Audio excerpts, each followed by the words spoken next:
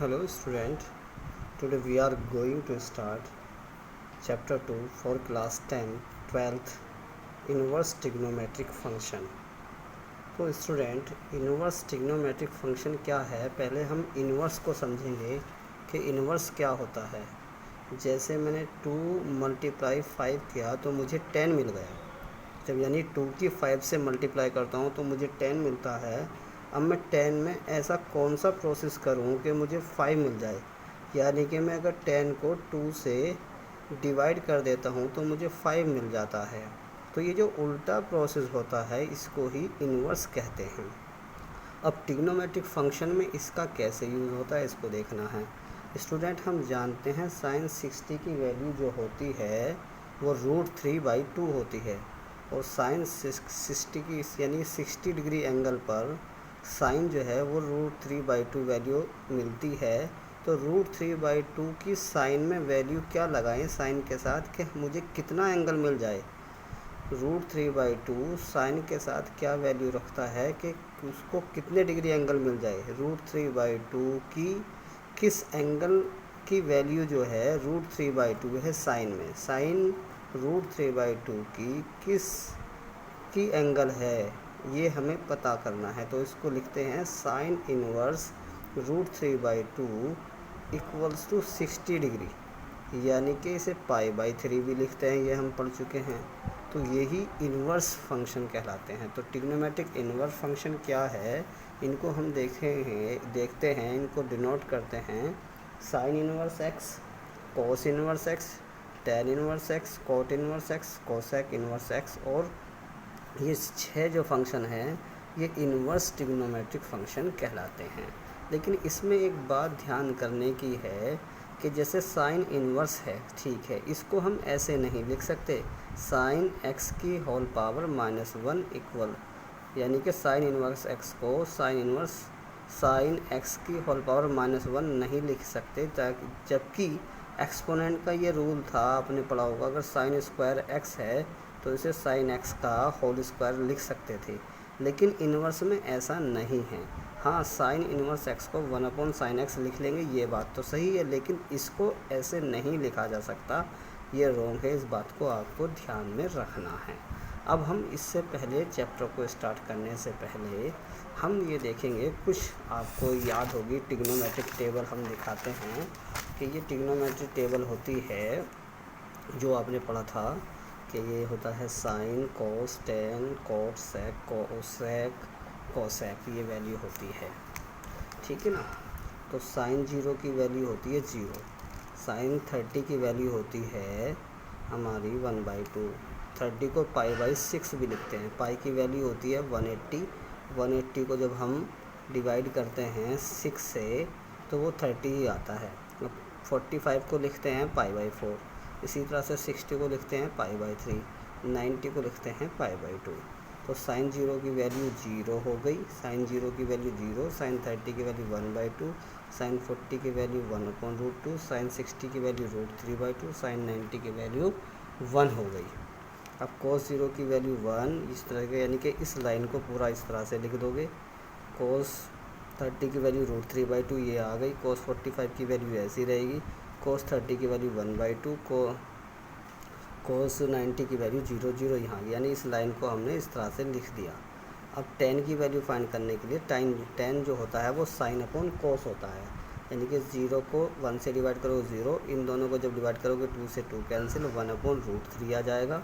जब इन दोनों को डिवाइड करोगे तो 1 आ जाएगा, इन दोनों को डिवाइड करोगे 2 से 2 कैंसिल हो जाएगा, √3, 1/0, 0 को जब 1 को 0 से डिवाइड करते हैं तो इन्फिनेटिव आता है। अब कोट जो होता है वो 10 का रिवर्स होता है, उल्टा होता है, तो 0 का उल्टा होता है इन्फिनेटिव, और √3 का इन्वर्स हो जाएगा, यानी √3/1 लिखेंगे तो √3 आ जाएगा, 1/1 करेंगे 1, √3/1 इसका रेसिप्रोकल करोगे 1/√3। 10 का रेसिप्रोकल होता है कोट, इसीलिए सेक का रेसिप्रोकल होता है कोस। तो इसका रेसिप्रोकल करोगे ये, इसका रेसिप्रोकल करोगे ये, इसका रेसिप्रोकल करोगे ये। कोसेक जो होता है वो साइन का रेसिप्रोकल होता है, तो साइन का 0 का रेसिप्रोकल जो करोगे तो इन्फिनिटी होता है, तो कोसेक इन्फिनिटी आ गया। अब 1/2 होता है ना इसका रेसिप्रोकल करोगे तो 2 आ जाएगा, यानी 2/1 यानी 2। इस तरह से कोसेक की वैल्यू भी निकाल लेते हैं। तो ये टेबल आपको मैंने 10th में भी पढ़ाई थी, लर्न होनी चाहिए। अब हम चलते हैं हमारी एक, इसमें हम पढ़ेंगे, आपने मैंने 11th में पढ़ा होगा कि प्रिंसिपल वैल्यू। तो प्रिंसिपल वैल्यू जो होती है साइन की, वो 0 और 2 पाई के बीच में जो भी वैल्यू होगी उसको प्रिंसिपल वैल्यू कहते हैं। अब इन्वर्स ट्रिग्नोमेट्रिक फंक्शन में प्रिंसिपल वैल्यू या प्रिंसिपल ब्रांच जो होती है वो ये होती है, यानी कि साइन इन्वर्स की वैल्यू अगर -π/2 और π/2 के बीच में लाई करती है तो वो प्रिंसिपल वैल्यू कहलाती है। इसकी डोमेन होती है -1 और 1, इसको रेंज भी कहते हैं। तो कोस इन्वर्स एक्स की जो प्रिंसिपल वैल्यू होगी वो 0 और पाई के बीच में होगी, और टेन इन्वर्स की जो वैल्यू होगी वो -π/2 और π/2 दोनों सेम है, लेकिन यहाँ स्क्वायर ब्रैकेट है, यहाँ पर क्लोज ब्रैकेट है। ये ओपन इंटरवल है, ये क्लोज इंटरवल है, तो इसका ध्यान रखना है। कोस इन्वर्स एक्स की जो वैल्यू होगी ये हो गया हमारा कोट इन्वर्स की जो प्रिंसिपल वैल्यू होगी 0 और पाई के बीच में, और सेक इन्वर्स की होगी 0 पाई में से हम ये माइनस कर देंगे π/2 माइनस कर देंगे। ये प्रिंसिपल वैल्यू है। इन प्रिंसिपल वैल्यू का हमें ध्यान करना है। कोसेक इन्वर्स एक्स की होगी जो साइन इन्वर्स एक्स की होती है, यानी कि -π/2 और π/2, -π/2 से π/2, और इसमें से 0 को छोड़ देते हैं, 0 लेस कर लेते हैं। तो ये है थी हमारी प्रिंसिपल वैल्यू। अब हम इस पर स्टूडेंट एक्सरसाइज देखेंगे। तो अब हमारी एक्सरसाइज स्टार्ट करते हैं। ये एक्सरसाइज 2.1 है। तो फर्स्ट क्वेश्चन में, पहले ही क्वेश्चन में फाइंड कराया गया है, फाइंड द प्रिंसिपल वैल्यू। तो प्रिंसिपल वैल्यू फाइंड करते हैं। क्वेश्चन नंबर 1 ये है हमारा साइन इनवर्स -1/2। अब स्टूडेंट हम इसे सोल्व करने के लिए क्या करते हैं, तो मैं इसकी वैल्यू x मान लेता हूँ। तो लेट कर लिया साइन इनवर्स -1/2 = x लेट किया है। अब ये साइन इन्वर्स जो है इधर जाकर साइन एक्स हो जाएगा, यानी कि इन्वर्स ख़त्म हो जाएगा। तो साइन को इधर ले जाओगे तो इन्वर्स ख़त्म होकर साइन एक्स आ गया, इधर -1/2। साइन एक्स को इधर लिख लेंगे और -1/2 यानी माइनस एरा, और ये 1/2 अभी टेबल में मैंने बताई थी, ये π/6 की वैल्यू होती है, यानी कि साइन में 30 की वैल्यू होती है, और 30 को लिखते हैं π/6। अब ये माइनस को अगर हम अंदर ले जाएं तो साइन -π/6, क्योंकि हमारा ये होता है sine minus theta minus sine theta होता है। तो माइनस, इसको अगर हम सोल्व करेंगे यही आ जाएगा, sine minus theta minus sine theta, इसलिए माइनस को अंदर लिखा जा सकता है। अब कंपेयर करेंगे, यहाँ पे भी साइन है, यहाँ भी साइन से साइन कैंसिल, यानी कि थीटा की कंपेयर हो जाएगी थीटा, यानी कि x जो होगा वो -π/6 के इक्वल होगा। तो x की वैल्यू -π/6 आई। अब चूंकि साइन इनवर्स की ब्रांच -π/2 से π/2 के बीच में होती है, और -π/6 इन दोनों के बीच में लाई करता है। चेक कर लो कि -π/6 माइनस और π/2 के बीच में ही हमेशा ये लाई करेगी, क्योंकि ये तो हो गया -90 और ये हो गया हमारा +90 और ये हो गया हमारा 30। तो -30 जो है दोनों के बीच में लाई करेगा, नहीं करेगा? हाँ, तो अब हमारी x की वैल्यू -π/6, x हमने लेट किया था ऊपर, ये लेट किया था x साइन इनवर्स -1/2। तो साइन इनवर्स -1/2 की वैल्यू -π/6 आ गई। यही इस क्वेश्चन में हमें करना था। तो क्वेश्चन नंबर 2 देखते हैं स्टूडेंट। क्वेश्चन नंबर 2 में ये कहा है, ये क्वेश्चन नंबर 2 है कोस इनवर्स √3/2। तो हम लेट करेंगे cos inverse √3/2 = x। Cos inverse को इधर ले जाएंगे, कोस x आ जाएगा, ये √3/2 आ गया। कोस x को इधर लिखेंगे, √3/2 जो है कोस की टेबल में π/6 की वैल्यू होती है, यानी कि ये होती है हमारी 30 की वैल्यू। 30 को हम π/6 भी तो लिखते हैं। अब दोनों कंपेयर करो, इधर कोस है, इधर भी कोस, कोस से कोस कैंसिल, x की वैल्यू π/6 आ गई। अब क्योंकि कोस की प्रिंसिपल वैल्यू 0 और पाई होती है, तो π/6 0 और पाई के बीच में लाई करती है। ये वैल्यू पाई से छोटी होती है, 0 से बड़ी होती है। इसका मतलब ये हुआ कि π/6 जो है 0 और पाई के बीच में लाई करती है। तो इसका मतलब ये हुआ कोस x की वैल्यू जो है हमारी कोस इनवर्स √3/2 = π/6 आ गई। तो हम कह सकते हैं कि कोस इनवर्स √3/2 की प्रिंसिपल वैल्यू जो है वो π/6 है, यानी कि इसका एंगल π/6 6 है। अब नेक्स्ट क्वेश्चन हम देखेंगे, क्वेश्चन नंबर 4, थर्ड आप खुद करेंगे। क्वेश्चन नंबर 4 है tan inverse minus √3 equals to x।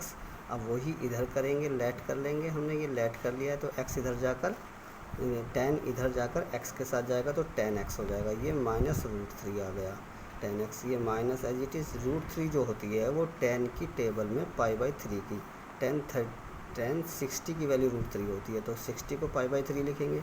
अब ये माइनस आ गया, अब tan से tan नहीं कैंसिल हो सकता जब तक कि इस माइनस को एडजस्ट ना कर लें। अब इस माइनस को एडजस्ट करेंगे, माइनस अंदर ले जाएंगे, क्योंकि ये भी होता है हमारा कि tan minus theta minus tan theta होता है, इसलिए इसको सॉल्व करेंगे यही आ जाएगा।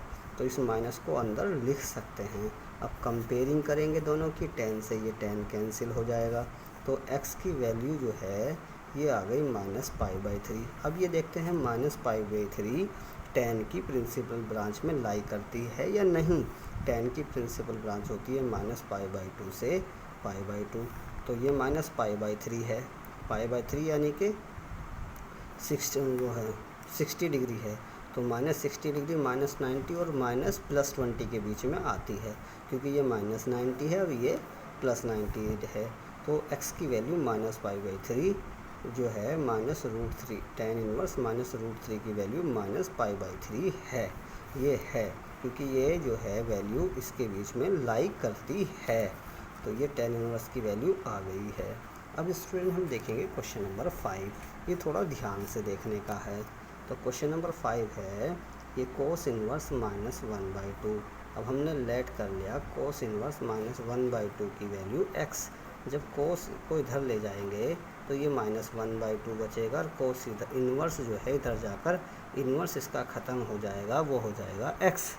तो ये आ गया हमारा -1/2 cos x को मैंने इधर लिख लिया और -1/2 को इधर लिख लिया। अब cos x इजिकल्स टू ये माइनस एज इट इज़ 1/2 जो है cos में π/3 की वैल्यू यानी कि 60 की वैल्यू होती है, 60 को π/3 लिखते हैं। अब cos से cos नहीं कैंसिल कर सकते क्योंकि यहाँ माइनस है, इस माइनस को अंदर भी नहीं लिया जा सकता, क्योंकि हमें स्टूडेंट पता है कि cos माइनस थीटा जो है वो cos थीटा ही होता है, इसलिए माइनस को अंदर नहीं लिखा जा सकता। cos minus theta cos theta है होता है। अगर cos minus theta minus cos theta होता तो माइनस को अंदर ले जाते। तो अब स्टूडेंट हम इसमें क्या करें, तो इसमें हम दो केस बनाएंगे, क्योंकि हम ये जानते हैं। अभी हम इसको लिख सकते हैं, जैसे ये आ गया था cos x equals to minus cos π/3 था। अब क्योंकि हमें जानते हैं, हमें पता है कि cos की वैल्यू यहाँ पर नेगेटिव होती है और यहाँ पर नेगेटिव होती है, तो इसको हम एडजस्ट कर लेंगे। cos x equals to cos π minus π/3, cos 180 minus theta minus cos theta होता है, तो इसको इस तरह से एडजस्ट कर लिया। अब ये केस फर्स्ट है हमारा, क्योंकि cos π प्लस π/3 भी होता सेकंड केस में, तो दोनों ही कंडीशन में यहाँ पर और यहाँ पे तो पाई माइनस होगा, यहाँ पाई प्लस होगा, दोनों ही कंडीशन में cos माइनस का होता है। अब इसको पहले केस में मैंने पाई माइनस π/3 लिखा, क्योंकि इसको सोल्व करोगे ये आ जाएगा, cos से ये cos कैंसिल हो जाएगा, यानी कि 3 की पाई में मल्टीप्लाई करी 3 पाई में से पाई गया 2π/3 आ गया, cos से cos कैंसिल, x की वैल्यू 2π/3 आ गई। अब ये वैल्यू देखते हैं, cos की प्रिंसिपल ब्रांच होती है 0 और पाई, 0 और पाई के बीच में ये वैल्यू लाई करती है, तो ये मैंने लिख दिया। अब cos इनवर्स -1/2 की वैल्यू 2π/3 आ गई। अब सेकंड केस इसका है स्टूडेंट, ये cos x इक्वल्स टू -π/3 है, इसको लिख सकते हैं cos x तो एज इट इज़ रहेगा। अब इसको लिख सकते हैं cos π plus π/3, cos 180 plus theta third quadrant में माइनस का होता है, तो इस वैल्यू को ऐसे एडजस्ट कर सकते हैं। अब cos से इसको लिखते हैं 3π और y पाई मिलकर 4π आ गया, cos से cos कैंसिल हो गया, x equals to 4π/3, x equals to 4π/3। अब ये जो है 4π/3 हम देखते हैं प्रिंसिपल ब्रांच में लाई करती है या नहीं। तो स्टूडेंट ये 0 और पाई होती है प्रिंसिपल वैल्यू cos की, लेकिन ये 4π/3 जो है ये पाई से बड़ी है, तो 0 और पाई के बीच में ये वैल्यू नहीं आ रही, तो ये नहीं आ रही यानी इन दोनों के बीच में लाई नहीं करती, तो ये प्रिंसिपल वैल्यू हो ही नहीं सकती। तो इसका मतलब कोस इनवर्स -1/2 की प्रिंसिपल वैल्यू 2π/3 ही है। तो आज की वीडियो में स्टूडेंट हम इतना ही देखेंगे, नेक्स्ट वीडियो में हम आगे का सम्स देखेंगे। Thank you very much.